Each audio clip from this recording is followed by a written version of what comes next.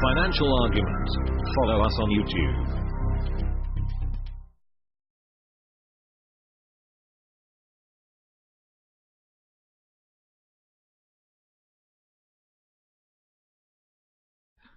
Let's get into the economic collapse financial news. Now, we've been looking at many different sectors in the economy, one of them being real estate. Why? Because real estate affects a lot of different things. It affects electricians, construction, production of lumber, cement, steel. I mean, there's a lot associated with real estate, especially when you're building a new home. And it also goes with what people are doing, how people feel comfortable, and what they think of the economy. And of course, the central bankers use real estate as a gate, and they blow up bubbles to make people think and feel good about their houses appreciating in value. And when your house appreciates in value, you feel a lot better about doing different things. Even though the appreciation is on paper and it's really meaningless until you go to sell, people just feel really good about themselves when they say, oh, look, my house went up $50,000. I feel a lot better. Because those individuals who have their house, decreased by $100,000, they don't feel too good because they feel like they're paying a mortgage on a home where they paid a lot more than they should have, and now it's worth less. It's funny, people don't feel like that with a car, because as soon as you drive the car off the lot, it devalues. But a lot of people rent their car through leasing today. But that's a whole different story. What we're seeing right now in the housing market, and this is up in Canada, the Toronto area, this is one of the areas where there is this huge real estate bubble, and we're seeing right now that residential property sales in Greater Toronto plunged by 20% this month, last month, May. And what we're seeing right now is that things are rapidly turning around. And the Toronto Real Estate Board, they're looking at the sales, and condos have dropped by 6.4%, and detached homes, they plunged by 26.3%, which is quite a bit.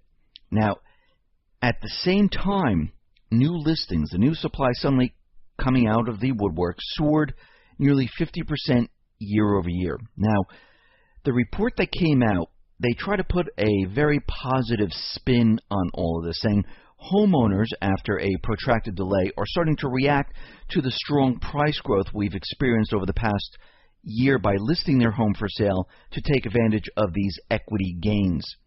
Now, when we look at this, there's a lot of people putting their house up for sale. And I see this in my area in the United States, where all of a sudden all these homes are for sale, and guess what? They are not selling. No traffic is coming to these homes right now. But there's a lot on one block. The same thing, we're seeing the same exact thing in Toronto. But there are three things that are happening in Canada right now. One we talked about is the Home Capital Group. Now, this financial institution caters to subprime borrowers. And we can see right now that a lot of the deposits in this financial institution, well, they have left.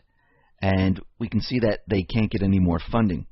And we can see this is one particular thing in Canada right now, which is troubling, because what is happening is they're very nervous that this is going to spread.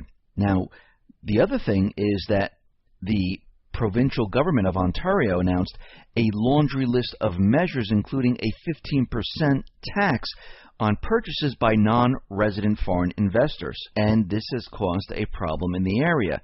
And again, what we're seeing right now is out in Toronto, it's starting to look like 2008, when you walk down the street and you see this house is for the sale, this house is for sale, this house is for sale, and there's no one coming to purchase these homes.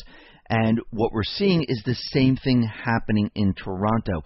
And if you go onto Zillow and you look at many different neighborhoods around the country, you can see the same thing. Actually, you can zoom in and you can see how many houses are for sale on the one block. And then you can see how they drop the prices over a certain period of time, and still they haven't sold. So we're seeing a major problem, and this is going to spread just like it did in 2008. And when we start to put everything together, where we see retail, which is completely contracting on itself. It's imploding right now with all these stores closing down, with stores going bankrupt, and pretty soon we're going to see empty malls. We're going to see empty strip malls, and a lot of these stores will no longer exist that you've been shopping at for a very long time. Now, it doesn't mean that everyone's taking their cash and going to the online market where they're going to Amazon and all these places, because, again, online sales is only 8% of the entire retail industry. What this tells us is that people don't have the funds to go out and purchase like they used to. They don't have the extra funds because they don't have the high-paying job. They're getting laid off. Maybe they can find a job. Maybe they can't. Maybe they take a part-time job, maybe as a bartender, a waiter, or waitress, and they just have enough to live. And many times it's not even enough to live. So what we're seeing right now is an incredible implosion of the entire system. And we can see that since 2008 up until this point, things have gotten worse over time. I mean, think about it. Go back to 2008 for a second. Yes, we had bankruptcies. We had stores closing. We're in this recovery, right? They've been telling us how great the economy's been doing under Obama. And the central bank is saying, oh, unemployment's very low. We're going to be raising the interest rates. And here we are in 2017. Have you ever seen a recovery where we had so many stores going bankrupt, so many stores closing, so many businesses laying off? I mean, does it make any sense where the productivity of the United States continually declines during a recovery like this, where they're telling us that everything's fine and the stock market continually moves up and up and up? No. We're living in this world which is a complete illusion. The central bank can create an illusion, make everyone believe in the illusion, and then they can crash the illusion. And this is what they have done. They've created this illusion, and people really believe that this economy is strong and it's going to be okay forever. And it's not. We see signs all over the place where things are rapidly falling apart. All you need to do is open your eyes, take a look, and think to yourself, why would this be happening now? I mean, really, look at the numbers. I know the corporate media is saying, oh, it's all because of online. They keep saying that to convince you over and over and over. But look at the numbers.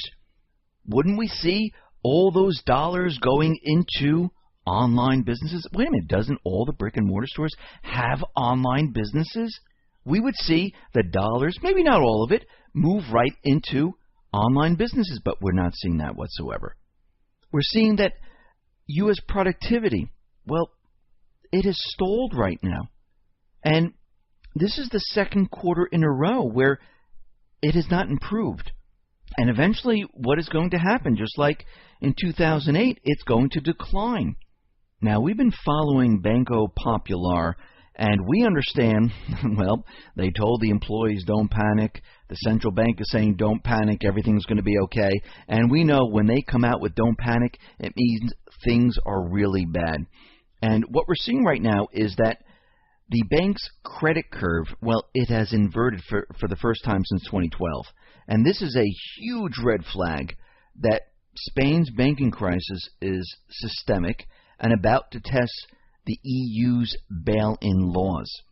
And what we're seeing is that the bank is imploding on itself. But there are rumors right now that there might be a consortium of Latin American investors which are planning to take over the bank. They're just waiting for the share price to be very, very low before they step in. And again, this is rumors, but I can tell already that they're looking for some type of funding to take over this banking system because they don't want this to crash just yet. They want to keep the system alive, and they're going to try to save as much as they possibly can. The point where we see Banco Popular, Deutsche Bank, and an Italian bank all start to go at the same time, this is when the big problem is going to be. So what we're seeing right now is what we saw here in the U.S. with like Bear Stearns, with Lehman, AIG, where, oh, something's failing, but don't worry about it. Oh, that home mortgage company up in Canada, it's failing. Don't worry about it. These are all the signs that we're looking at right now. And we can see if this is going to fail, another one's going to fail. And if that's going to fail, another one. It's going to be a domino effect. And when they start failing quicker than they can save them, this is when we have major problems. And this is what we're looking at right now. And we can see already this is starting to happen more and more often, if you notice. Now, the IMF is out there, and they are looking at the U.S. and China now. I just did an interview with Bill Holter, and Bill Holter has been saying the same exact thing, that China's credit growth, well, that might be a problem moving forward because we know that credit impulse has gone negative, which means credit is starting to freeze up. And they're saying that China's credit growth might pose a risk to Asia, then to Europe, then to the United States. And Bill was saying that he believes that it's going to start in China and then spread out. Now, if you want to see that interview, you can go onto the X22 Report Spotlight, and you can see that interview with Bill Holter. But what we're seeing right now is the IMF is warning about U.S. fiscal uncertainty and China's credit growth. Now, IMF Deputy Managing Director noted a faster-than-expected sequence of interest rate hikes here in the U.S., triggered by the Federal Reserve, saying, well, as they keep doing this, this could trigger a significant dollar rise that would increase the debt burden of Asian emerging economies with large dollar-denominated borrowings. And they're saying that there's a near-term outlook which is clouded with significant uncertainties and risks. And the question is, what are those uncertainties and risks? And of course, it's Trump. Trump's proposed fiscal stimulus might bring down the economy, might stall the economy. And we can see already that they're setting all of this up. They're just waiting long enough to say, hey, we know why this happened. And we can see at this point in time, looking at everything that we've been looking at each part of the sector in the economy, we can see things actually are worse than they were back in 2008. We've never had this many stores closed, this many stores go bankrupt, the GDP this low in a recovery. Actually, GDP this low during the Great Recession. And this is the manipulated GDP, the corporate debt bomb, the corporate defaults, the number of people who are subprime in the housing market, the number of people who are subprime in the automobile market. I mean, this is a disaster, and we're seeing banks, financial institutions starting to fail. We're seeing the housing bubble popping in all different places. Now remember, they're not going to let you know that, oh, real estate is not doing well. Yeah, they'll let you know months and months later, just like they'll tell you a year later that we're in a recession, and they'll tell you exactly when it started. We're already in this recession. And what we're going to see moving forward as we go throughout this year, because remember, during the summer months, real estate's supposed to be hopping. It's supposed to be fantastic. The whole system's breaking down right now. And you need to be ready and prepared for what is happening. And we're going to see more announcements coming out from the corporate media, from the central banks, letting you know that something's wrong. It's not their fault. It must be Trump. It must be his policies. It's because he removed us from the Paris Climate Accord. It's because he's trying to bring jobs back to the United States. Whatever the reason, they're going to switch the blame to him. And we can see